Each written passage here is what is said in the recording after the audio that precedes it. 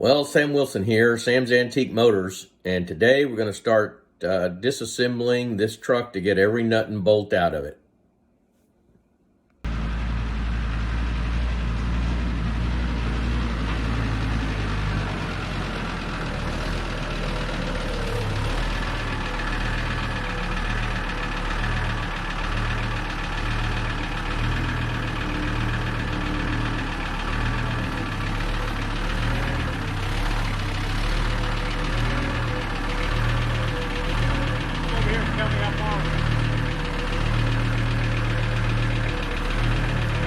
Right in the middle.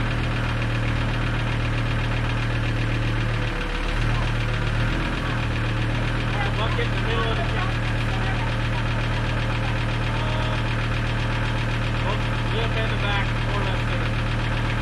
The straps are going to come off the back of the truck.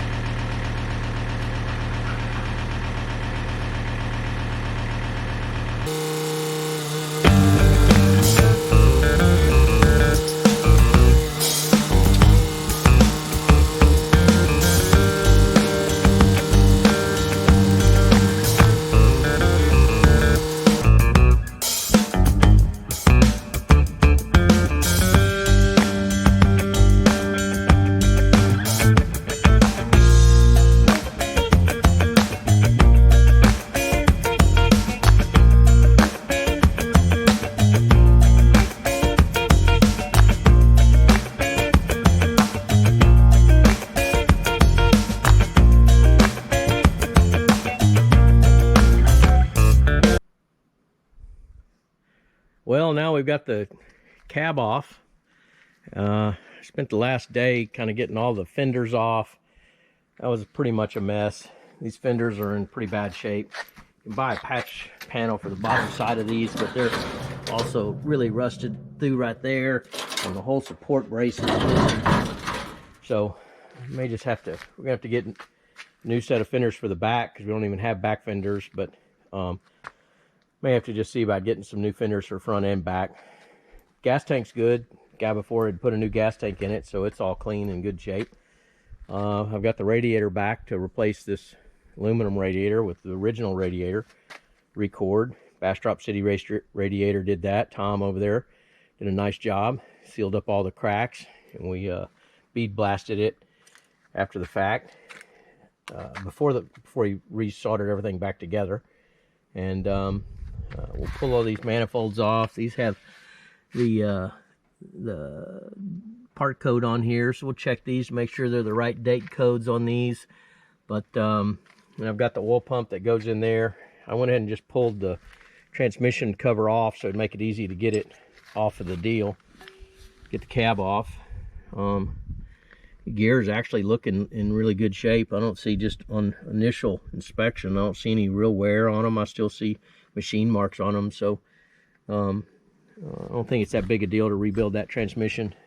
Best I can tell, it's a Muncie Synchromesh SM420. Got some help from the Napa site, NAPCO web Facebook site to identify that.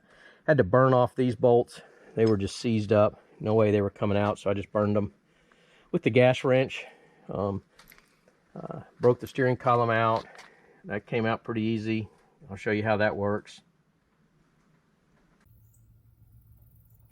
Nothing like using an old KR Wilson puller to remove this steering pitman arm. Comes quite in handy.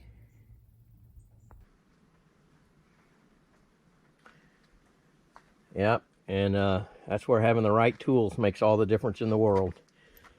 So next thing is to come in here and cut all this nonsense off. This is not supposed to be on here. So I'm going to cut all this off and make a new frame to hold this winch. I'm going to move it back a couple inches so it's not so tight on the bed. But we'll get that fixed up. Found the original winch handle and lug nut wrench. Gonna have to add on back here. Got it all calculated off the assembly manual. I'm gonna have to add about 17 inches, and then we'll remake a new cross member to go in here. Cut these springs out. They're not supposed to be on there. Have to either replace or fix this shock arm mount. It's bent compared to this one over here, nice and straight. I hadn't had any takers on all my hose clamps, so if anybody needs a bunch of used hose clamps, I got plenty of them there. And this is kind of cool. This is the starter mechanism. When you step on this, it goes down and pushes this little button on the starter, kind of like a Model A Ford. But that's pretty cool. It looks like the original distributor with a kind of cool vacuum advance. So this motor was supposedly gone through, but we're going to take it all down and go through it again just to make sure. I'll check the date codes, make sure this is the right motor, but I have no reason to believe it's not. So next step is getting all this chassis torn apart, start working on the heavy metal. We'll get old Danny Kerr back out here to do the sandblasting, and I'll make a little dolly to support this motor so I can take it to the motor builder on a nice wheeled stand. And the cabs in most of the places where it's got bad, where you normally see a bunch of rust, this is all really solid. So there's no problem here, no problem on this side. This is all solid. This eye up here, eyebrow, all that's all solid. So there's really no problem on any of that. The only place where we got some real problem is down here on these pillars. Someone had put the hinge inside this, and I don't even know how they did it. But this is a mess. So we're gonna have to replace this whole rocker panel and this lower part of this A-arm, and tie all this back in there properly. But that's going to be a little bit of a problem. And then these cab corners are a problem. I've already got replacement cab corners. So the rest, all this stuff has really no rust on it. So I think all this is going to be in good shape. I got everything pulled out of the dash. Left me a pull wire to pull this courtesy lamp wire back in there. It's going to be tough without a pull wire. But got everything else out. And again, the floorboards in this thing are in really good shape. I mean, there's effectively no rust. Some fool came here and sprayed this bullshit undercoater in here. I'm not sure what it's going to take to get all that crap back off of here, but a lot of that's going to just cut out and get replaced anyway, so probably not a big deal.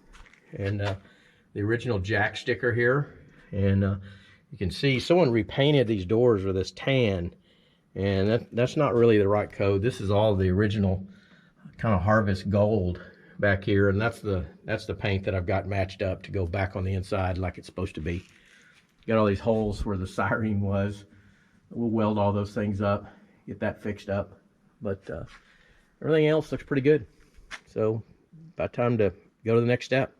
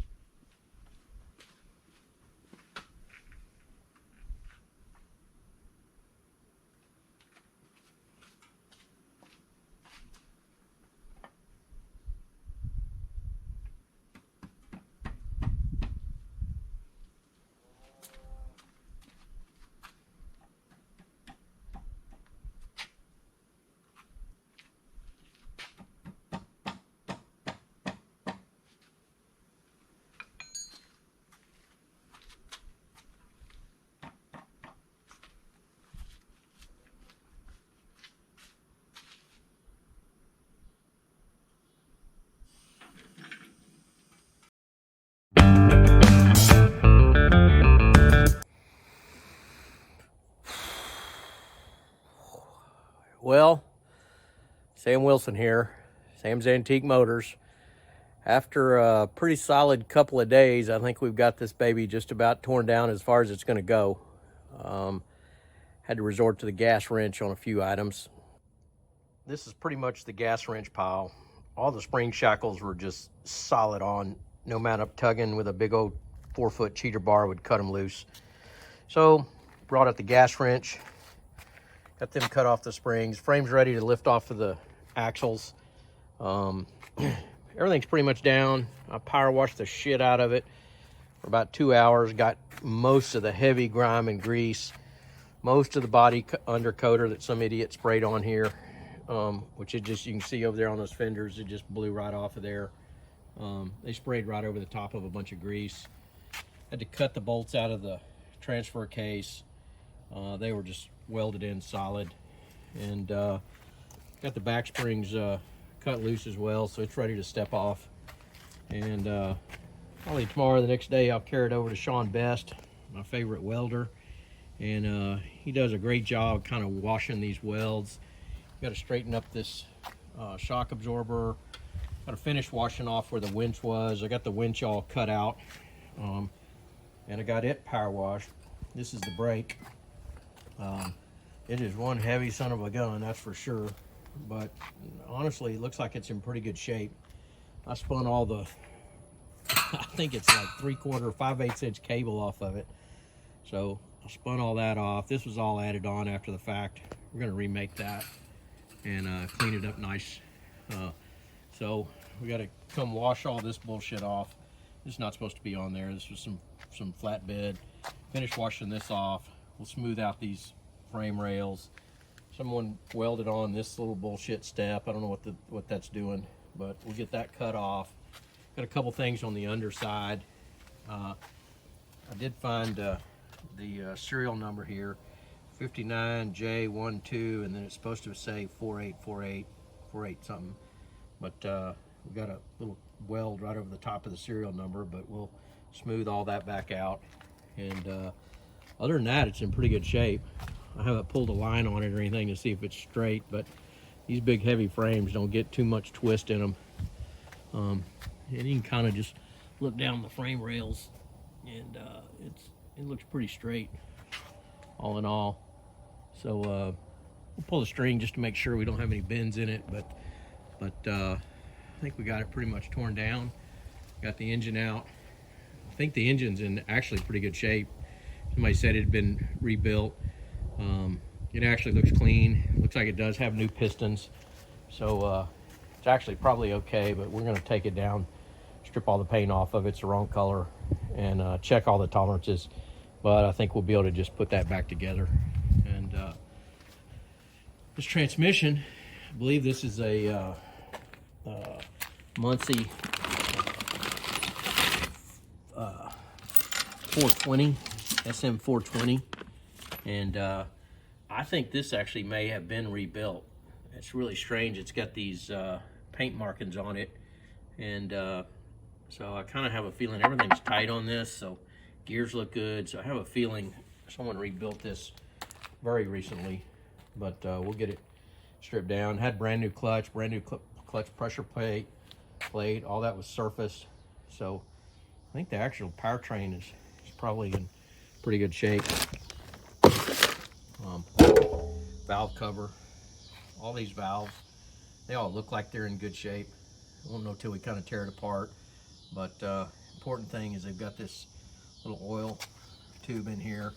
Sometimes that gets taken out, left out, but that's in place like it's supposed to be.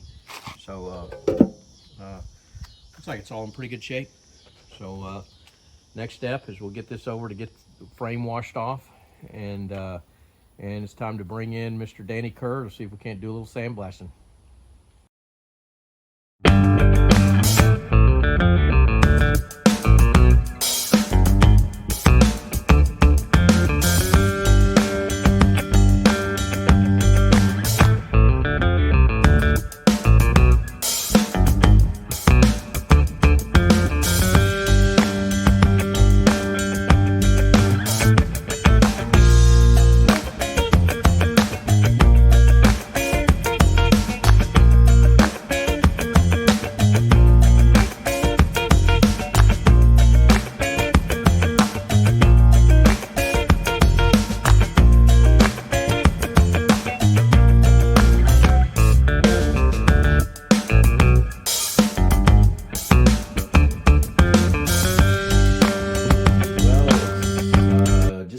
100% torn down, and axles and frame are loaded. Carry that over the welder, got the motor, carry it over to the motor builder, and now we'll just start restoring pieces, ready to go back together. Every step from now is a step forward. Download the Resto-Rat app today to begin managing, tracking, and documenting your restoration project.